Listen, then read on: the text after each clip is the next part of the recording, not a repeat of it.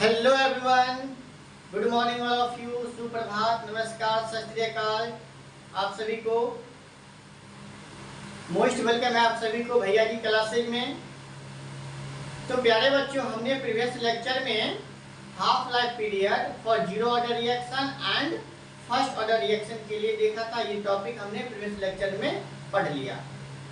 तो प्यारे बच्चों, आज के इस वीडियो में हम integrated rate equation for zero order reaction देखेंगे। ठीक है?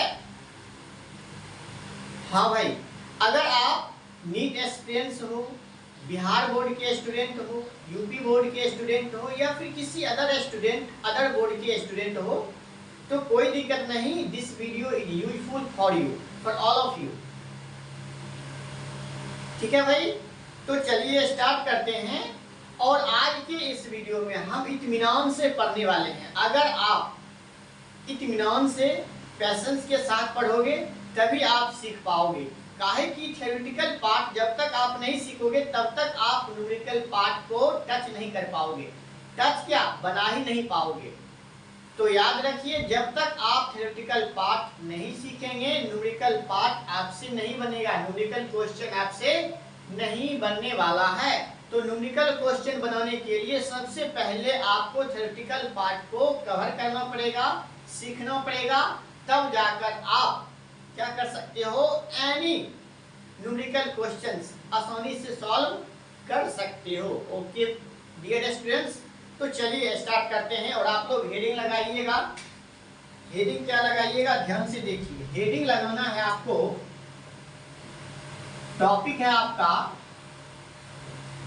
क्या है topic,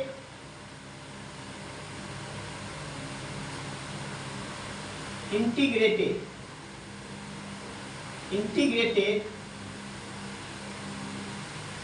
rate equation for zero order reaction का है, या जीरो ऑर्डर काइनेटिक्स। ठीक है? ये आप लोग क्या करेंगे, हेडिंग लगाएंगे।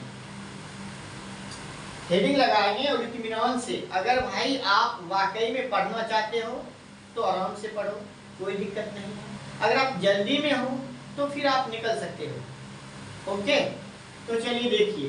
तो integrated rate equation for zero order reaction. एक चीज हमें बताइए, हमने प्रीवियस लेक्चर में क्या पढ़ा था? ROR मतलब क्या होता है, रेट ऑफ रिएक्शन। ये रेट ऑफ रिएक्शन जो होता है रिएक्टेंट के कंसंट्रेशन के डायरेक्टली प्रोपोर्शनल होता है। हमने प्रीवियस लेक्चर में पढ़ा था रेट ऑफ रिएक्शन, इसको हम क्या कहेंगे, स्मॉल r। तो r जो होता है रिएक्टेंट के कंसंट्रेशन के डायरेक्टली प्रोपोर्शनल होता है। याद रखें, अगर आप r को बढ़ाओगे तो रिएक्टेंट का कंसंट्रेशन भी बढ़ेगा। रेट ऑफ रिएक्शन बढ़ाओगे तो रिएक्टेंट का कंसंट्रेशन बढ़ेगा। रेट ऑफ रिएक्शन घटाओगे तो रिएक्टेंट का कंसंट्रेशन क्या हो जाएगा, घट जाएगा, डिक्रीज कर जाएगा। ये चीज मैंने पढ़ा था। ओके, चलिए यहां पर आइए। ये मान लेते हैं भाई क्या है, रिएक्टेंट है। ये क्या आपका रिएक्टेंट है, और क्या बना रहा है, प्रोडक्ट बना रहा है। क्या बना रहा है, प्रोडक्ट। ध्यान से देखें, हमने क्या कहा भाई आपको, rate of reaction is directly proportional to the concentration of reactant. तो यहां पर आइए, यहां पर हम क्या लिख सकते हैं, देखो भाई यहां पर, अच्छा रेट ऑफ रिएक्शन जगह पर हम क्या माइनस dx अपन dt लिख सकते हैं। भाई रेट ऑफ रिएक्शन को क्या लिखोगे, R को आप लोग क्या लिखते हो बताओ, माइनस dx बाय dt लिख सकते हैं ना। तो मैंने यहाँ पर क्या लिखा, माइनस dx बाय dt। अब यहाँ पर हम x की जगह पर क्या लेते हैं, r लेते हैं। r आपका क्या है, रिएक्टेंट है, तो हम यहाँ पर ले लेते हैं r। ठीक है, हमने क्या ले लिया, r ले लिया। अब ये डायरेक्टली प्रोपोर्शनल होता है किसका, कंसंट्रेशन ऑफ रिएक्टेंट का। तो यहाँ पर हम क्या ले लेते हैं भाई, r। अब बताइए किस ऑर्डर के लिए, जीरो ऑर्डर के लिए। तो यहाँ पर हम क्या रखेंगे, जीरो रखेंगे। यहाँ तक में कोई प्रॉब्लम नहीं होना चाहिए। आइए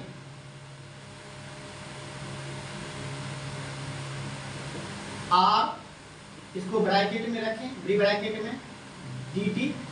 अब इस साइन को हम क्या करेंगे, हटाएंगे। जब इस साइन को हटाएंगे, ये क्या है, डायरेक्टली प्रोपोर्शनल का साइन है, इसे हम हटाएंगे। जहां पर क्या रखेंगे, k रखेंगे। k क्या होता है आपका, रेट कांस्टेंट होता है, हमने प्रीवियस लेक्चर में पढ़ा था।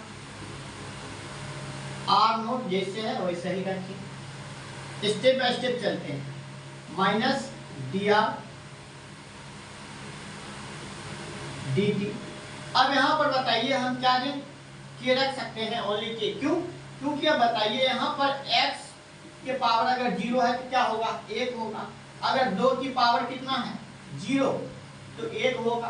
तो यहाँ पर बताइए r जो है, r की पावर कितना है भाई, ये आपका क्या है, 0 है, तो इसका वैल्यू कितना होगा, 1 होगा। और 1 को जब आप k से मल्टीप्लाई करेंगे तो क्या होगा भाई, यही होगा ना। तो हमने यहाँ पर क्या रख दिया, k रख दिया। ओके, आइए आगे बढ़ते हैं।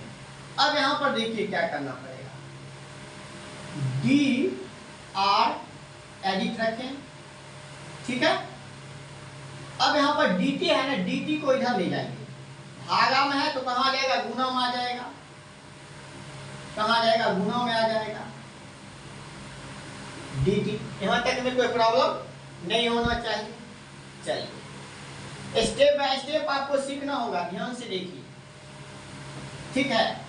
अब एक चीज बताइए, अब हमें क्या करना है, यहाँ पर माइनस है और यहाँ पर क्या है, कुछ नहीं है तो प्लस है। तो हमें क्या करना है, दोनों साइड क्या करना है, -1 से मल्टीप्लाई करना है। जब आप मल्टीप्लाई करेंगे माइनस से तो क्या, माइनस माइनस क्या हो जाएगा, प्लस।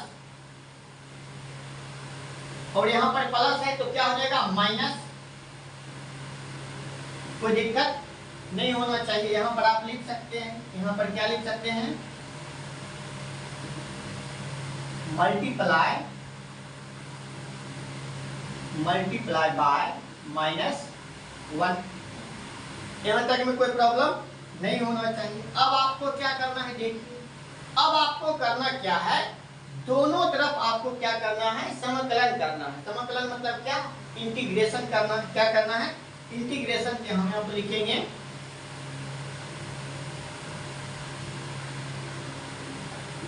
Integrating both side. क्या करेंगे, इंटीग्रेटिंग बोथ साइड। आइए यहाँ पर ध्यान से देखिए, स्टेप बाय स्टेप, ठीक है। इतना हो गया है। अब आपको देखिए क्या करना है, यहाँ पर हम लगाएंगे इंटीग्रेशन का साइन डी आर, और यहाँ भी हम क्या करेंगे, अब ये क्या आपका कांस्टेंट है, इसको बाहर रखें, डी टी। ओके, अब यहाँ पर बताइए इसको हम क्या लिख सकते हैं, केवल आर लिख सकते हैं, बिल्कुल लिख सकते हैं। और यहाँ पर हम के टी लिख सकते हैं। काहे कि इंटीग्रेशन का फॉर्मूला क्या होता है, पता है ना आपको, dx। अगर यहाँ पर बताइए इस प्रकार है तो इसका जो इंटीग्रेशन होगा क्या हो जाएगा, x हो जाएगा। अगर यहाँ पर dp रहेगा तो इसका इंटीग्रेशन क्या हो जाएगा, p हो जाएगा। यहाँ पर बताइए d है और इसका क्या हो जाएगा इंटीग्रेशन, ओनली r आएगा। यहाँ पर बताइए क्या है, dt, तो इसका इंटीग्रेशन t, तो हमने ले लिया सिर्फ t, और माइनस के है तो इसको हम बाहर रख दिए, because of this is a rate constant. Okay, अब हमें यहाँ पर क्या करना, अच्छा यहाँ पर प्लस, यहाँ पर हम प्लस आई रखेंगे। क्या रखेंगे, प्लस आई। और प्लस आई क्या होता है आपका, ये इंटीग्रेटिंग कांस्टेंट होता है, इंटीग्रेशन कांस्टेंट होता है। और इसको हम मान लेते हैं समीकरण 1। क्या मान लेते हैं, समीकरण 1। यहाँ तक में कोई प्रॉब्लम नहीं होना चाहिए। अब आइए, अब हमें क्या करना है, ध्यान से देखिए। अब हमें करना है, यहाँ तक तो हमने कर लिया। अब यदि इफ टाइम क्या रहेगा, 0, यदि टाइम क्या हो, 0 हो, यहाँ पर लिख देते हैं, इफ टाइम 0, जब टाइम 0 हो तो रिएक्टेंट का जो कंसंट्रेशन होगा क्या होगा आपका, R0 होगा। क्या होगा, R0 होगा। भाई जब टाइम क्या है, 0, टाइम जीरो का मतलब जब रिएक्शन स्टार्ट नहीं हुआ है। जब रिएक्शन स्टार्ट नहीं होगा तो रिएक्टेंट के कंसंट्रेशन में कोई परिवर्तन नहीं होगा, कोई परिवर्तन नहीं होगा।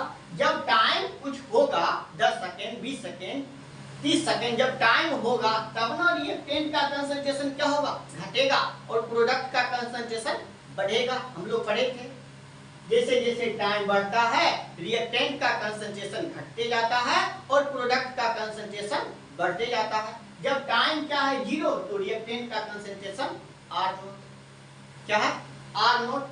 अच्छा आर नोट किसका हुआ है भाई, ये क्या है आपका फाइनल कंसंट्रेशन। आर जो होता है आपका फाइनल कंसंट्रेशन ऑफ रिएक्टेंट और आर नोट होता है इनिशियल कंसंट्रेशन ऑफ रिएक्टेंट। तो अब बताइए हमें आर की जगह पर हम क्या लिख सकते हैं, आर नोट लिख सकते हैं। आर की जगह पर हम क्या लिख सकते हैं, आर नोट लिख सकते हैं। क्यों लिखेंगे, क्योंकि आर नोट है इनिशियल कंसंट्रेशन ऑफ रिएक्टेंट और आर क्या है फाइनल कंसंट्रेशन ऑफ रिएक्टेंट। तो भाई जब टाइम क्या है जीरो, जब रिएक्शन स्टार्ट ही नहीं हुआ है तो क्या आर नोट किसके बराबर होगा, आर के बराबर होगा। तो हम यहाँ पर आर नोट की जगह पर क्या रख सकते, सॉरी आर की जगह पर क्या रख सकते हैं, आर नोट रख सकते हैं। तो यहाँ पर रखिए आर नोट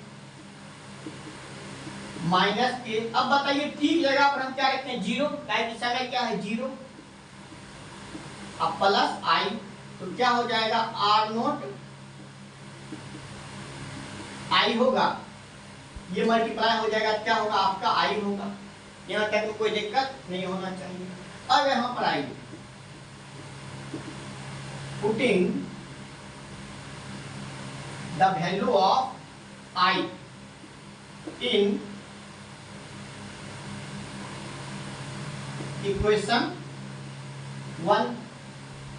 आई का वैल्यू हमें क्या करना है, इक्वेशन 1 में पुट करना है। तो पहले हम लिख लेते हैं R इक्वल टू माइनस के टी प्लस आई, R माइनस के टी। अब बताइए आई की जगह, यहाँ पर आई है ना, आई जगह पर हम क्या रखें, आर नोट रख सकते हैं, बिल्कुल रख सकते हैं। चलिए अब एक चीज हमें बताइए, अब हमें देखिए ध्यान से देखना, अब ये के है ना माइनस में है तो आप इधर लाएं इस पार, तो क्या हो जाएगा केटी होगा, कहा कि माइनस में है और बराबर की इस पार आएगा तो प्लस में केटी हो जाएगा। ओके अब ये बताइए ये क्या प्लस में है तो यहाँ पर हम लिखेंगे आर नोट जैसे है वैसे ही। अब ये क्या है बराबर की इस पार है, ये क्या है प्लस में किधर जाएगा, माइनस में हो जाएगा आर। ठीक है अब एक चीज बताइए के बराबर आर नोट माइनस आर और ये टी क्या है, टी यहाँ आ जाएगा, टी आ जाएगा यहाँ पर।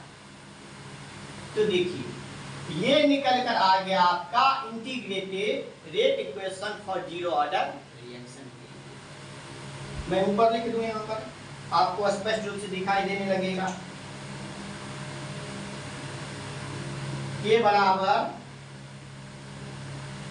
Are naught minus R upon T, this is your rate equation for zero order reaction. अब यहाँ पर के क्या है, K is your rate constant, R naught क्या है initial concentration of reactant, R क्या है final concentration of reactant, T क्या है टाइम है। तो अगर आपसे पूछता है integrated rate equation for zero order reaction तो आप स्टेप बाय स्टेप यहाँ से लिख सकते हैं। समझने वाली बात कहाँ पर है, यहाँ पर है। जब टाइम आपका जीरो है तो रिएक्टेंट का कंसंट्रेशन भी क्या रहेगा, आर नोट होगा, क्योंकि जब टाइम जीरो है तो रिएक्शन स्टार्ट नहीं हुआ है। जब रिएक्शन स्टार्ट नहीं हुआ है तो रिएक्टेंट का जो कंसंट्रेशन है जैसे है वैसे ही रहेगा। जब टाइम बढ़ेगा तब ना रिएक्टेंट का कंसंट्रेशन घटेगा और प्रोडक्ट का कंसंट्रेशन बढ़ेगा। जब टाइम ही है जीरो तो रिएक्टेंट का कंसंट्रेशन जीरो और आर जो होता है आपका फाइनल कंसंट्रेशन ऑफ रिएक्टेंट होता है। तो भाई आर की जगह पर हमने क्या मान लिया, आर नोट मान लिया। टाइम क्या है, 0 है। तो इस प्रकार से आप क्या कर सकते हो, इंटीग्रेटेड रेट इक्वेशन कैलकुलेट कर सकते हो, निकाल सकते हो फॉर जीरो ऑर्डर रिएक्शन के लिए। तो आई होप कि ये सारे स्टेप आपको अच्छे से समझ में आया होगा। अगर आपको कहीं थोड़ा सा भी प्रॉब्लम है समझने में तो आप कमेंट बॉक्स में कमेंट कर सकते हैं, मैं उसका आंसर अवश्य दूंगा, देने का प्रयास करूंगा। ठीक है भाई, तो चलिए मिलते हैं फिर एक नए वीडियो में। तब तक के लिए जय हिंद जय Bharat. Take care all of you. जय हिंद जय भारत।